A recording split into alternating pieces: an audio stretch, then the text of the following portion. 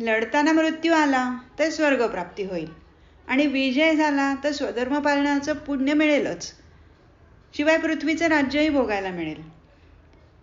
कर्माचा त्याग करून आणि कर्म टाळण्यामुळे उलट पापच कसं लागेल हे भगवंतांनी सांगितलं आतापर्यंत. आणि युद्धात झालेली, रणावर झालेली हिंसा ही पापात मुळी मोडतच नाही. यज्ञात केलेली पशुहिंसा जशी पापकारक नसते ना, तशी युद्धात केलेला वध सुद्धा पापकारक नसून स्वधर्माचं आचरण केल्यामुळे उलट पुण्यच घडतंय. पण पुण्याचं का होईना फळ निर्माण होऊन ते बंधनकारकच होतं आणि म्हणून मोक्षाच्या मार्गात त्याचा अडसरच होतो. म्हणून युद्धात घडणारं कर्म हे मोक्ष विरोधक न होता मोक्षप्रद कसं होईल याची युक्ती आता भगवंत सांगतायत. आता ह्या पुढच्या श्लोकातून कर्मयोगाच्या विवेचनाला सुरुवात होतीये. म्हणजे कर्म करूनही ते बंधनकारक कसं करायचं नाही ही युक्ती भगवंत सांगतायत. सुख दुःख, लाभ हानी, जय पराजय या विरुद्ध गोष्टीही समान मानून नंतर जर तू लढायला तयार झालास तर तुला पाप लागणार नाही. अशा समत्व बुद्धीने वागलास तर पाप लागणार नाही अशी कर्मयोगाची प्रस्तावना करून भगवंत 39व्या श्लोकात अर्जुनाला सांगतात की सांख्य तत्वज्ञान तुला आता ऐकवलं, कर्मयोगातलं ज्ञान आता ऐक. ह्या ज्ञानाने तू युक्त झालास म्हणजे हे ज्ञान तुला मिळालं की कर्मबंधन तोडून टाकू शकशील. 40व्या श्लोकापासून कर्मयोगाचं विवेचन सुरू झालेलं आहे. ज्ञानेश्वर महाराजांनी तर कर्मयोगाच्या युक्तीला वज्र कवच असं म्हटलेलं आहे. भगवंत म्हणतात या कर्मयोगात पूर्वी करत असलेल्या कार्याचा नाश होत नाही. म्हणजे काय तर संन्यास मार्ग जर स्वीकारला तर अर्जुन काय म्हणाला होता की त्यापेक्षा भिक्षा मागणं परवडलं. या महानुभावांना मारण्यापेक्षा आणि रक्तलांछित भोग भोगण्यापेक्षा मी भिक्षापात्र घेऊन भिक्षा मागेन म्हणजे संन्यास धर्म पत्करीन असं त्याचं म्हणणं होतं. आणि म्हणून भगवंत सांगतायत की संन्यास मार्ग जर स्वीकारला तर जुनी सगळी कर्म सोडून, सगळा क्रम सोडून सगळी नवी राहणी स्वीकारावी लागते. म्हणजे आधी करतो त्या सगळ्या गोष्टींचा त्याग करायचा, अगदी वस्त्रापासून सगळं बदलून टाकायचं, नवीनच आयुष्य सुरू करावं लागतं. पण कर्मयोग मार्गाचं मात्र तसं नाही. तुम्ही परत पूर्वी करत असलेलीच कर्म करत राहू शकता. फरक इतकाच आहे की ती करत असताना जी मानसिक वृत्ती होती ती फक्त बदलायची. त्या कर्माकडे पाहण्याचा फक्त दृष्टिकोन बदलायचा. बरं, असा कर्मयोग आचरताना काही कमी जास्त झालं तर आपण केलेला प्रयत्न वाया जात नाही. कर्मयोगाचं आचरण करताना कर्तव्य किंवा ध्येय निश्चित ठरलेलं असतं. म्हणजे ही बुद्धी एकच असते. निष्ठेने कर्तव्य तत्पर होऊन कर्म करायचं असा बुद्धीचा निश्चय झालेला असतो आणि त्यामुळे ती बुद्धी एकच असते, एकमार्गी असते. पण कर्तव्यनिष्ठ नसलेल्या माणसाच्या बुद्धीला मात्र अनेक फाटे फुटलेले असतात. जो कर्तव्यनिष्ठ नाही, काहीही करून मला फक्त सुख ओरबाडून घ्यायचंय असं ज्या माणसाला वाटतं त्याच्या बुद्धीला अनेक फाटे फुटलेले असतात आणि त्यामुळे विचारांचा शेवट असा त्याचा कधीच होत नाही. निश्चित असं तत्व नसलेल्या माणसांच्या मनात धन, दौलत, संपत्ती, स्त्री, पुत्र, मौज, मजा अशा अनेक कामना असल्यामुळे त्यांच्या बुद्धीला अनेक फाटे फुटलेले असतात असं भगवंत सांगतायत. आणि ह्या कामनांचा शेवट नसल्यामुळे त्यांच्या बुद्धीला भगवंतांनी अनंता असं म्हटलेलं आहे. ज्या माणसांना काही तत्व किंवा ध्येय नसतं अशा माणसांच्या इच्छा, वासना खूप असतात, त्यांना शेवटच नसतो. कर्मयोगाची वृत्ती मात्र अगदी उलट असते. आपला ऐहिक विकास तर साधायचा आणि पारमार्थिक कल्याणही करून घ्यायचं हा त्याचा निश्चय असल्यामुळे त्याची बुद्धी एकमार्गी असते. म्हणजे ऐहिक विकास करून घेऊ नका म्हणजे ह्या इहलोकात तुम्ही काही धनधान्य किंवा संपत्ती मिळवू नका असं काही म्हणणं नाहीये. ते मिळवा, जरूर मिळवा. पण त्याचबरोबर हा ऐहिक विकास साधता पारमार्थिकही कल्याण होतंय की नाही हे बघा, नाही तर अधपात होतो माणसाचा. भगवंत पुढे सांगतायत की वेदवचनांवरून वादविवाद गुंतलेले जे विद्वान आहेत ते अनेक मत मांडतात. काही भोग ऐश्वर्य प्राप्त करून घ्यावं म्हणून यज्ञ केलेच पाहिजेत असं सांगतात. यज्ञ अनेक प्रकारचे होते. यज्ञाने कोणतीही कामना पूर्ण करून घेता येत असे. पुत्र व्हावा म्हणून यज्ञ, आरोग्य मिळावं म्हणून यज्ञ, पाऊस पडावा वगैरे अशा सगळ्यासाठी यज्ञ करत असत. यज्ञांनी भोग आणि ऐश्वर्य प्राप्त करून घेणं हीच वेदांची आज्ञा आहे असं काहींचं मत होतं. म्हणून भगवंत सांगतायत की वेदात सांगितलेल्या काम्य कर्माने तू मोहून जाऊ नकोस. काम्य कर्मांच्या पाठीमागे लागलेले लोक स्वर्ग सुख सुद्धा आणि वेगवेगळे भोग मिळवण्यासाठी भरपूर कष्ट करतात. पण मग त्यातून त्यांना समाधान मिळतं का? तर नाही. त्यांना समाधान शांती मिळण्याऐवजी उलट दुःखच मिळतं. आपण अनुभव घेतो. ज्या सुखाच्या मागे आपण लागतो ते सुख आपल्याला खरंच मिळतं का? ते मिळवेपर्यंत त्या सुखाची आपली व्याख्या सुद्धा बदलून गेलेली असते. काहीतरी मिळवायला म्हणून धडपड केल्यानंतर तिथे पोचल्यानंतर ते सुख मिळून पुढे जातं तरी आपल्याला समाधान काही मिळालेलं नसतं. कारण माणसाला सुख हवं असतं ते पुरेपूर हवं असतं. थोडंसं मिळून चालत नाही. दुःखरहित हवं असतं, निरंतर हवं असतं. आणि भौतिक सुखाच्या मागे लागून कितीही कष्ट केले तरी मुळात मी देह आहे यावर मन केंद्रित झालं असेल तर सुख देणारी साधनं कधीही संपणार नाहीत.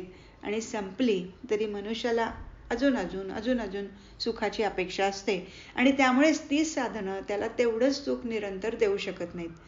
आपलं जीवन शरीर केंद्रित आहे ते आत्मकेंद्रित केलं पाहिजे.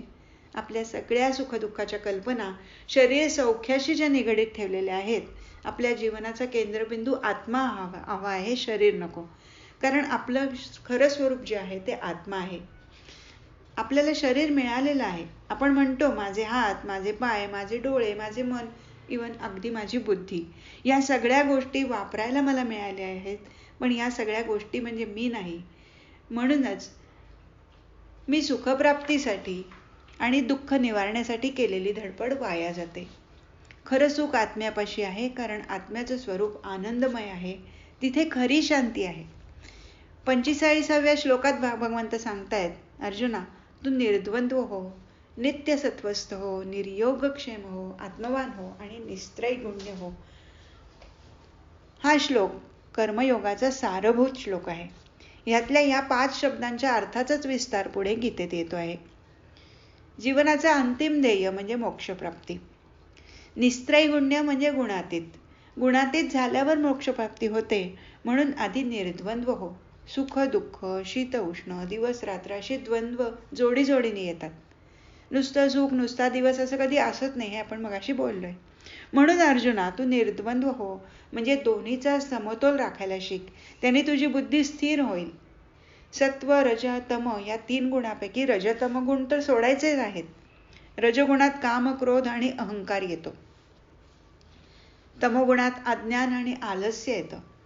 म्हणून हे 2 गुण सोडून नित्य सत्वस्थ राहा असं भगवंत सांगतायत. बुद्धी स्थिर, त्यामुळे काय होतं तर बुद्धी स्थिर आणि शांत होते. भगवंत निर्योगक्षेम व्हायला सांगतायत. म्हणजे योग म्हणजे जी गोष्ट प्राप्त नाहीये, मिळालेली नाहीये ती मिळवणं म्हणजे योग. आणि प्राप्त गोष्टीचं रक्षण करणं म्हणजे क्षेम. म्हणजेच काहीतरी मिळवण्याची इच्छा आणि जे मिळवलं आहे ते गमवू नाही अशी इच्छा, या दोन्ही इच्छा तू सोडून दे असं भगवंत सांगतायत. म्हणजे काहीतरी मिळवायचं आहे किंवा काहीतरी टिकवायचं आहे हा हेतू सोडून कर्तव्य करायचं एवढाच हेतू अर्जुना तू डोळ्यासमोर ठेव. तुझं मन बुद्धी त्यामुळे शांत होईल. आणि तू आत्मवान हो, म्हणजे अहंकाराने स्वतःपुरतं पाहण्यापुरता विचार करू नको. व्यापक भूमिकेवर ये. मला दुःख होईल याचा विचार न करता युद्धाचं कर्तव्य बजावल्यामुळे धर्माच्या राज्याची स्थापना करता येईल असा व्यापक विचार तू कर. त्यामुळे सगळी क्षुद्रता निघून जाईल. मनाची चंचलता जाऊन योग प्राप्त होईल.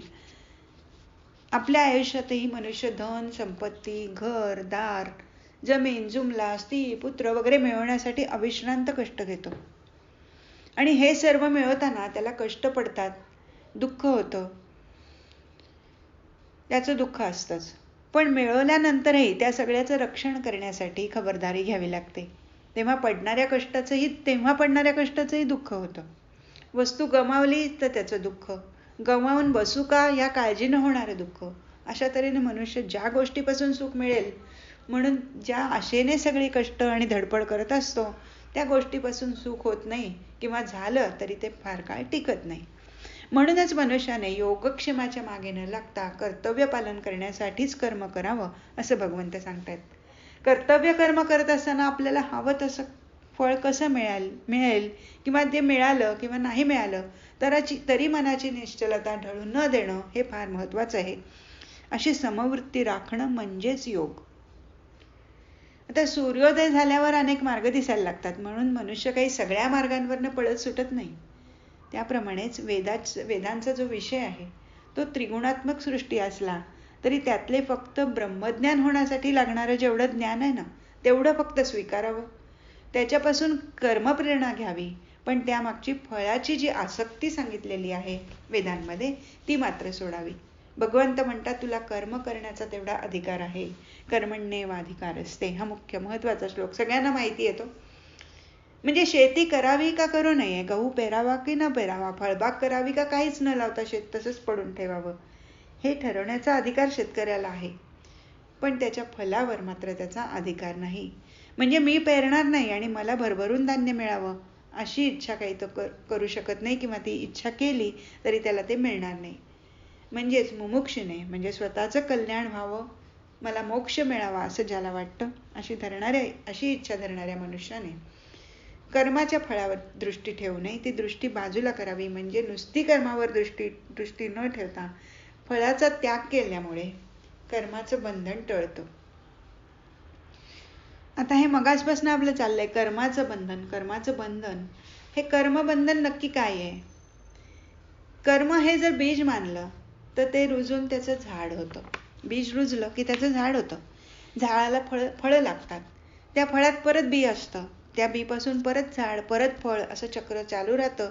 त्याप्रमाणेच आपण केलेल्या कर्माची फळं निर्माण होतात. ती फळं भोगण्यासाठी पुन्हा नवा जन्म येतो आणि त्या जन्मात परत कर्म घडत जातात. त्याची परत फळं निर्माण होतात. ती भोगण्यासाठी पुन्हा नवा जन्म, असं हे चक्र अव्याहत चालू राहतं. त्यालाच कर्मबंधन असं म्हणतात.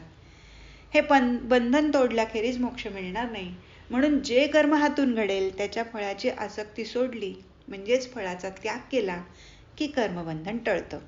आणि अशी कर्म केवळ निष्काम बुद्धीनेच होऊ शकतात, हे मात्र लक्षात घे. फळ मिळो किंवा न मिळो, मी कर्तव्य कर्म करणार अशी मनाची निश्चलता राखून कर्म करणं म्हणजेच समवृत्ती राखणं, म्हणजेच योग. आणि प्रत्येक कर्मात अशी शांत स्थिर समवृत्ती राखणं हेच कौशल्य आहे. हेच कर्मातलं कौशल्य आहे. नाहीतर आम्ही हारणारच अशा कल्पनेने युद्धाची जिद्द राहणार नाही, किंवा आम्ही जिंकणारच या कल्पनेने युद्धासाठी जी दक्षता घ्यावी लागते तीच राहणार नाही. दोन्ही वृत्तीमुळे स्वधर्मावरचं लक्ष उडलंच. पहिल्या अध्यायात अर्जुन म्हणतो, कुलधर्माचा नाश झाला तर माणसाला अनंत काळपर्यंत नरकवास भोगायला लागतो, असे आम्ही ऐकले आहे. अशा ग्रंथांच्या वाचनाने, श्रुतिवचनांनी बुद्धी घोटाळ्यात पडते. खूप ऐकल्यामुळेही मन अस्थिर होतं. एका आयुर्वेदाचार्याची गोष्ट सांगतात. एके दिवशी त्याच्या पत्नीने त्यांना भाजी आणायला पाठवलं. बाजारात भाजी घेऊन या म्हणून सांगितलं. आता यांनी खूप अभ्यास केला होता, भरपूर अभ्यास होता. त्यामुळे ती प्रत्येक भाजी पाहिली की त्यांना असं वाटायचं की ही भाजी पित्तकारक आहे, ही कफकारक आहे, ही वातकारक आहे. आणि त्यामुळे हे महाराज भाजी न घेताच परत आले. की अतिज्ञान असल्यामुळे त्यांचा निर्णय काही ठरला नाही. त्याचमुळे अति अभ्यास केल्यामुळे ही बुद्धी अस्थिर होते. कोणताही ठाम निर्णय ती घेऊ शकत नाही. म्हणून बुद्धीने निर्णयाला येऊन समाधी अवस्थेत असायला हवे. कोणतंही कर्म करत असताना, कार्य करत असताना स्थिर बुद्धीचं महत्व आहेच. पण आध्यात्मिक दृष्ट्याही निर्वेद शांती आणि मोक्ष मिळवण्यासाठी या समाधी अवस्थेचं महत्व फार आहे.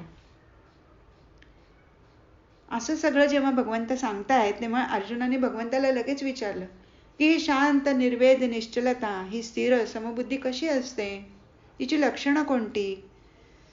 हा असा जो स्थितप्रज्ञ जो माणूस आहे, स्थिर बुद्धीचा जो माणूस आहे, तो कसा वागतो, कसा बघतो, कसा चालतो, कसा बसतो, असे त्याने अनेक प्रश्न विचारलेत.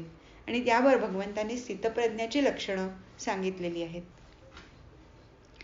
त्यापूर्वी आपण थोडं अधःपतन कशाने होतं हे जरा समजून घेऊया. हे पुढच्या श्लोकात आलेलं आहे पुढे, पण तरी आपण ते आधी समजून घेऊया. म्हणजे आपल्याला अधःपतनाचं मानसशास्त्र एकदा कळलं की आपल्याला स्थिर बुद्धीचं किंवा स्थितप्रज्ञाचं महत्व त्याच्यावरनं कळेल. आता मगाशी सांगितलं त्याप्रमाणे इंद्रिय आपली 5 ज्ञानेंद्रिय आहेत आणि त्यांचे 5 विषय आहेत. ही 5 ज्ञानेंद्रिय या विषयांकडे म्हणजे शब्द, स्पर्श, रूप, रसगंध यांच्याकडे कायम आकर्षिली जातात. ही इंद्रिय जी आहे ती कायम बहिर्मुखच असतात, सतत बहिर्मुख असतात, ती अंतर्मुख होत नाहीत आणि ती सतत त्यांचा विषयांशी संयोग होत राहतो. विषयांशी संयोग झाला इंद्रियांचा की काही प्रतिकूल आणि काही अनुकूल संवेदना होतात, हे मगाशी सांगितलं. अनुकूल संवेदना झाल्या की सुख वाटतं, प्रतिकूल झाल्या की दुःख वाटतं. आता सर्वसाधारण माणसाचे जे निर्णय असतात ते या इंद्रियाधिष्ठित असतात, म्हणजे या इंद्रियांच्या संवेदनांवर आधारित मनुष्य निर्णय घेतो की मला कसं वाटतंय, मला बरं वाटतंय का, मला बरं वाटत असेल तर मी हे करीन, मला बरं नाही वाटत असेल तर मी हे करणार नाही किंवा टाळीन. टाळायची वृत्ती माणसाची होते. बरं, सुख प्राप्त झालं तर काय होतं, कामना अजून निर्माण होतात, यामुळे अजून आसक्ती वाढत जाते आणि मनुष्य त्याच्या मागे अजून उपभोग मिळवण्याच्या मागे लागतो. जर ती कामना जी निर्माण होते, म्हणजे विषयांशी संबंध आल्यानंतर मनात कामना निर्माण होते, त्या मिळवावीशी वाटते, ते जर मिळालं नाही तर माणसाला राग येतो, क्रोध येतो, संताप येतो, त्याची बुद्धी भ्रष्ट होते, स्मृतिभ्रंश होतो त्याचा. याचं कारण असं की तो क्रोधाने संतापतो आणि संतापल्यामुळे त्याला काही सुचेनास होतं. आपल्याला ही गोष्ट हवी आहे आणि ती मिळत नाही, त्यामुळे त्याच्या बुद्धीचा तोल जातो आणि त्याची तिथपासनं घसरण सुरू होते आणि त्याचा पुढे अधःपात होतो, स्मृतिभ्रंश होतो, असं जे म्हटलेलं आहे. याचं कारण अगदी उदाहरण द्यायचं झालं तर पुष्कळदा आपल्याला एखाद्या व्यक्तीचा व्यवहारामध्ये राग येतो.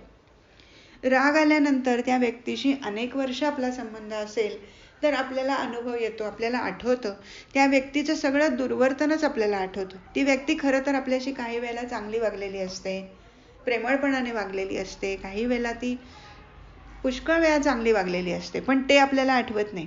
जेव्हा आपल्याला त्या व्यक्तीचा राग आलेला असतो तेव्हा फक्त आपल्याला हेच आठवतं की त्याही वेळेला ती असं वागली आणि त्याच्या मागे 4 वर्षापूर्वी तेव्हा पण त्या व्यक्तीने असं केलं, पण 2 वर्षापूर्वी किंवा 4 महिन्यापूर्वी त्या व्यक्तीने आपल्याला मदत केली हे लक्षात राहत नाही माणसाच्या.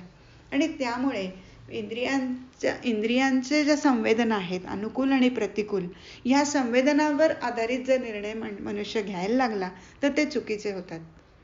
जिभेला कारलं कडू आहे म्हणून ते कधीच खावंसं वाटत नाही, म्हणून खाणार नाही का, तर ते योग्य नाही. जे योग्य आहे तेच, त्याचाच निर्णय बुद्धीने दिला पाहिजे आणि म्हणून ही बुद्धी नेहमी आत्म्यापाशी लावून ठेवायला पाहिजे. आपण अशी एक कल्पना करू की एक खांब रोवलेला आहे,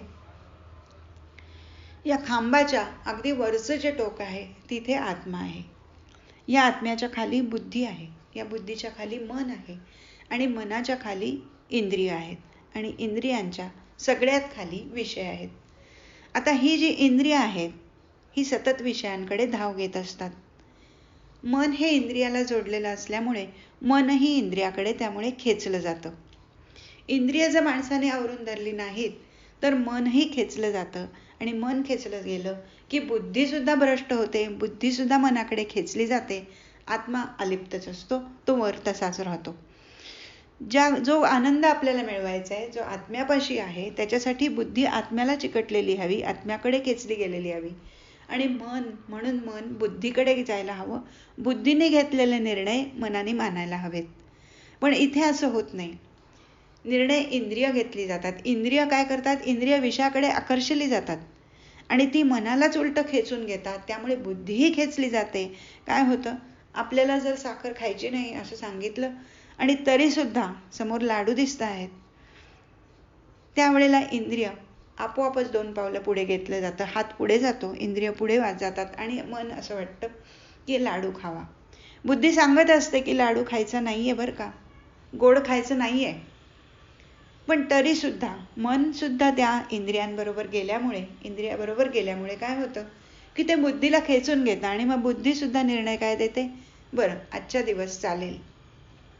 हा जो निर्णय घेतला आहे हा चुकीचा आहे हे बुद्धीला एकीकडे कळतं आहे, पण ती मनाच्या आवेशात आलेली आहे, मनाच्या काह्यात आलेली आहे आणि त्यामुळे या इंद्रियांना मन चिकटलेलं असल्यामुळे या इंद्रियांच्याकडे काहींची इंद्रिय ही इतकी बळकट असतात की ती मनाला खेचून घेतात आणि मन खेचलं गेलं की बुद्धी खेचली जाते की आत्म्यापासून ते तुटतं आणि आनंद तर राहोच. आणि त्यामुळे होतं काय की लोभ सुटतो. माणसाला जर एखादी गोष्ट मिळाली, इंद्रियाधिष्ठित निर्णय घेतल्यामुळे या गोष्टीत सुख वाटतं म्हणून जर आपण पुढे घेत गेलो तर त्यामुळे लोभ सुटतो. अजून अजून हवंसं वाटतं माणसाला, अजूनच पुढे जातं. जर मिळालं नाही तर क्रोध निर्माण होतो. क्रोध निर्माण झाला की आपण पाहिलंय की बुद्धी भ्रष्ट होते, सगळी स्मृती जाते आणि शेवटी अधपात होतो. माणूस चुकीच्या मार्गाला जातो. काय योग्य काय अयोग्य हे ठरवण्याची बुद्धीला शक्ती राहत नाही. बुद्धी चुकीचे निर्णय घेते आणि अधपतन होतं. आणि त्यामुळे पैसे खाणं, चुकीचं वागणं, अत्याचार करणं, या सगळ्या गोष्टी या बुद्धी भ्रष्ट झाल्यामुळे घडत असतात. आता आपण स्थितप्रज्ञाची लक्षणं समजून घेऊया. भगवंत सांगतात, अर्जुनाने विचारलंय की या स्थिर बुद्धीने काय होतं, आणि स्थिर बुद्धी ठेव असं सांगितलं आहे. आणि म्हणून आता भगवंत त्याला स्थितप्रज्ञाची लक्षणं सांगत आहेत. 3-4 श्लोकांमध्ये भगवंतांनी 3 श्लोकांमध्ये याची स्थितप्रज्ञाची लक्षणं सांगितलेली आहेत. त्याच्यामध्ये प्रजहाती यदा कामान सर्वान पार्थ मनोगतान असं भगवंत सांगत आहेत. म्हणजे काय, जो मनुष्य मनातल्या सगळ्या कामना पूर्ण टाकून देतो आणि आत्म्यानेच आत्म्याच्या ठिकाणी संतुष्ट राहतो, त्यावेळी त्याला स्थितप्रज्ञ म्हटलं जातं. असं म्हटलंय, आत्म्याने आत्म्याच्या ठिकाणी संतुष्ट राहणं म्हणजे बुद्धी आत्म्याला जोडून घेतली की त्या ठिकाणी जो माणूस तृप्त आहे, त्याच्या मनात कामना येत नाहीत, त्याच्या बुद्धीला फाटे फुटलेले नसतात, त्याची निष्ठा ठरलेली असते, त्याचं कर्तव्य ठरलेलं असतं आणि तो एकमार्गी विचार करून हे माझं कर्तव्य आहे अशा भावनेने कर्तव्य करत राहतो. त्याच्या मनातल्या कामना त्याने आवरून धरलेल्या असतात. दुसरी गोष्ट अशी की जर दुःखदायक प्रसंग आला तर त्याच्या मनाला खेद वाटत नाही, दुःख वाटत नाही, तो दुःख धरून बसत नाही. वास्तविक जीवन म्हटलं की सुख दुःख ही येणार आणि जाणार, पुन्हा पावसासारखी. आणि त्यामुळे सुख दुःख येणार, दुःखदायक प्रसंग आला तर हे जाणार आहे, हे आपण लक्षात ठेवायचं असतं. तसं सुख मिळालं म्हणून आनंदाने वेडी होणारी माणसं असतात, पण स्थितप्रज्ञ मात्र दुःखाच्या प्रसंगी त्याला खेद वाटत नाही. सुख मिळालं म्हणून ती सुखाचीच इच्छा तो करत बसत नाही किंवा आनंदी होत नाही. प्रीती, भय, क्रोध ज्याचं नाहीसे झालेले आहेत त्याला स्थिर बुद्धी किंवा स्थितप्रज्ञ असं म्हटलेलं आहे. तसंच हा जो आहे, शुभ गोष्टी घडत आहेत, अशुभ गोष्टी घडल्या तरी त्याच्यातली मनातली प्रसन्नता ही जात नाही.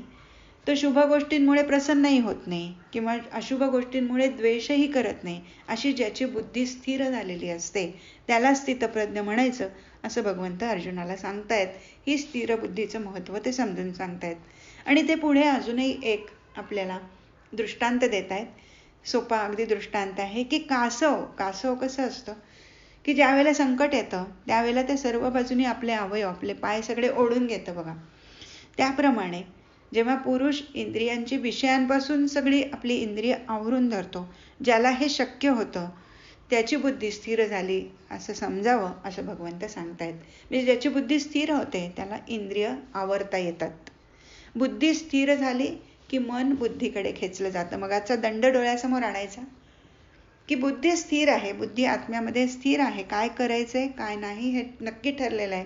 बुद्धी स्थिर झाली की मन बुद्धीकडे जातं, मन बुद्धीचं ऐकतं. बुद्धी जेव्हा सांगते नाही लाडू खायचा नाही, त्यावेळेला मन ऐकतं. मन आधीच आवरून घेतलेलं आहे, त्याला लाडूची इच्छाच होणार नाही, कामनाच होणार नाही लाडू खायची, नाही मला लाडू खायचा नाही आहे. पण काही लोक इंद्रियांचं म्हणजे काही जे बळे जी इंद्रिय आवरून धरतात ना, भगवंत सांगतायत काही बळे इंद्रिय आवरून धरतात, पण मनात मात्र विषयांचं सेवन म्हणजे विषय भोगणं चालूच असतं. पुष्कळदा बघा असं होतं की उपास धरला जातो, बळे उपास धरला जातो, मी खाणार नाही असा उपास धरला जातो. आणि ती व्यक्ती जरी खाणार नाही असं म्हणली, त्याने बरोबर आवरून धरलं, खरंच खाल्लं नाही, तरी सुद्धा मनाने त्या विषयांचं सेवन म्हणजे भोगणं चालूच असतं. ती व्यक्ती मनाने ते विषय भोगत असते, हे बरोबर नाही. आणि त्यामुळे काय होतं की कधीतरी अचानक त्यांचा तोल जातो आणि मग इंद्रिय तुटून पडतात. म्हणजे ही काही मन आवरलेलं नाहीये, नुसतीच वरवर इंद्रिय आवरून धरलेली आहेत. आणि म्हणून ही जी म्हणजे प्रयत्नशील माणसाची, अगदी बुद्धिमान जरी माणूस असला ना तरी सुद्धा त्याची इंद्रिय जबरदस्तीने त्याला खेचून घेतात, जसं अर्जुनाचं झालेलं आहे की त्याला जे दुःख झालं आणि त्यामुळे त्याची गात्र सगळी सैल पडली, त्याला त्याच्या हातातनं धनुष्यबाण गळून पडायला लागलं. मोहाने त्याची बुद्धी इतकी ग्रासून गेली की आपण करतोय ते अयोग्य करतो आहे, हे योग्य नाही हे त्याला कळलंच नाही. त्याच्या हातातनं धनुष्यबाण गळायला लागलं आणि इतकी त्याची इंद्रिय म्हणजे खेचून घेतलं इंद्रियांनी त्याच्या मनाला आणि बुद्धीला की तो सरळ टाकून युद्धभूमीवर आहोत, आपण युद्ध करायला पाहिजे हे समजत असून सुद्धा ते सगळं टाकून तो युद्धात मागे रथात जाऊन बसला. म्हणून साधकाने काय करायला हवं? सगळ्या इंद्रियांना ताब्यात ठेवायला हवं, चित्त स्थिर करायला हवं आणि भगवंत म्हणतायत की माझाच आधार देऊन ध्यानात बसायला हवं. आणि असं जेव्हा करू त्यावेळेला ती इंद्रिय त्या पुरुषाच्या ताब्यात येतात आणि बुद्धी स्थिर होते. पण विषयाचं चिंतन करणाऱ्या माणसाचं मात्र असं होतं की जशी पाण्यात नाव असते की नाही, नावेला वाऱ्याने ओढून घेतलं जातं तशी ही इंद्रिय ओढून घेतली जातात. म्हणजे ज्या ज्या इंद्रियाबरोबर मन असेल त्याच्याबरोबर त्या इंद्रियाबरोबर ते खेचलं जातं असं भगवंत सांगतायत. आणि सगळं आपण मगाशी जे म्हणलो की त्यामुळे काय काय होतं, कसं अधपात होतो आणि कसा मनुष्याचा नाश होतो हे सगळं आपलं मगाशी जे बोललं तर ते सगळं आपल्याला 65 श्लोकापर्यंत सांगितलेलं आहे. पण मन आणि इंद्रिय जिंकणाऱ्या पुरुषाच्या ठिकाणी मात्र निश्चयात्मक बुद्धी नसते. म्हणजे मन न जिंकणाऱ्या पुरुषाच्या ठिकाणी निश्चयात्मक म्हणजे नक्की असं ठरलेली अशी बुद्धी नसते, पक्की बुद्धी नसते. आणि अशा पुरुषाच्या अंतःकरणात आस्तिक भावही नसतो, भक्तीही नसते, आस्तिक भावही नसतो, भावशून्य असतं. त्याला फक्त आनंद मिळवायचा असतो, त्याला फक्त सुख ओरबाडून घ्यायचं असतं. आणि मग असा जो भावशून्य माणूस आहे त्याला शांती तर कधी मिळतच नाही. आणि शांती जर नसेल, मनाला जर शांती नसेल, तृप्ती नसेल तर सुख कुठून मिळणार असं भगवंत म्हणतायत. आणि आता भगवंत सांगतायत की जो असा स्थिर बुद्धी मुनी असतो आणि सामान्य माणूस याच्यामधला फरक भगवंत सांगतायत की सर्व प्राण्यांच्या दृष्टीनं जी रात्रीसारखी असते म्हणजे झोपतो माणूस, रात्री झोपतो म्हणजे निवांत असतो, तो विचार करत नाही. त्या ठिकाणी हा जो योगी आहे ज्याने आपली मन इंद्रिय सगळी आवरून धरलेली आहेत त्या ठिकाणी तो जागृत असतो. म्हणजे ज्या ठिकाणी माझं मन कुठेतरी इंद्रिय फसायला नको, चुकीचे निर्णय घेतले जायला नको त्या ठिकाणी तो जागा असतो. पण सामान्य माणूस व्यवहारात अत्यंत जागा असतो. व्यवहारात आपण फसणार तर नाही ना, आपण चुकणार नाही ना याची तो काळजी घेतो. पण आपली इंद्रिय मात्र त्यांनी आवरून धरलेली नसतात, त्यामुळे त्या ठिकाणी त्याची झोप चालू असते. आणि हा जो मुनी असतो किंवा योगी असतो ज्याची बुद्धी स्थिर झालेली असते तो मात्र व्यवहाराच्या बाबतीत रात्रीसारखा म्हणजे निद्रा झोपतो, आराम करतो. आता ह्याच्यासाठी हा जो मुनी किंवा योगी किंवा जो स्थितप्रज्ञ आहे, ज्यांनी आपली इंद्रिय आवरून धरलेली आहेत त्याची स्थिती सांगण्यासाठी भगवंतांनी अजून एक दृष्टांत दिलेला आहे समुद्राचा. की एखादा माणूस जसा तृप्त असला की त्याच्याकडे त्याची जरी इंद्रिय विषयात असली तरी त्याची तृप्तच असल्यामुळे त्याच्यामध्ये विकार निर्माण होत नाही, त्याच्यामध्ये क्रोध लोभ काही निर्माण होत नाही. जसं समुद्र अगदी भरलेला असतो, त्याच्यामध्ये अनेक नद्यांचं पाणी कितीही आलं तरी तो समुद्राला विचलित करत नाही. समुद्र आपली मर्यादा सोडून जात नाही आणि त्याच्यामध्ये ते समुद्रामध्ये सहज त्या नद्यांचं पाणी सामावून जातं. आणि त्यामुळे असा जो पुरुष असतो की ज्याच्यामध्ये सुख दुःख काही काय कुठल्याही गोष्टी आल्या तरी त्या सहज सामावून जातील आणि त्याची शांती ढळणार नाही. आणि असा जो पुरुष आहे त्याची कधी शांती ढळत नाही. जो पुरुष भगवंत सांगतायत की जो पुरुष असा कामनांचा त्याग करतो, ममता अहंकार सगळं टाकून देतो, म्हणजे मी केलंय हा जो अहंकार आहे स्वतःबद्दल, मी मारीन, मी या भीष्माचार्यांना आणि द्रोणाचार्यांना मारीन हा जो अहंकार आहे हे सगळं जेव्हा टाकून देऊन फक्त कर्तव्य म्हणून लढतो त्यालाच शांती मिळते. जो कर्तव्य आपलं कर्म करतो त्याला फक्त शांती मिळते. आणि अशी शांती मिळालेला माणूस हा ब्रह्माला प्राप्त झालेला असतो, ब्रह्म त्याला प्राप्त झालेलं असतं. आणि असा योगी परत कधीही मोहित होत नाही आणि अगदी शेवटी म्हणजे अगदी अंतकाळी सुद्धा तो ब्राह्मी स्थितीत राहतो आणि त्याला ब्रह्मानंद मिळतो. असं सांगून हा अध्याय इथे संपवलेला आहे. आपण इथेच थांबूया.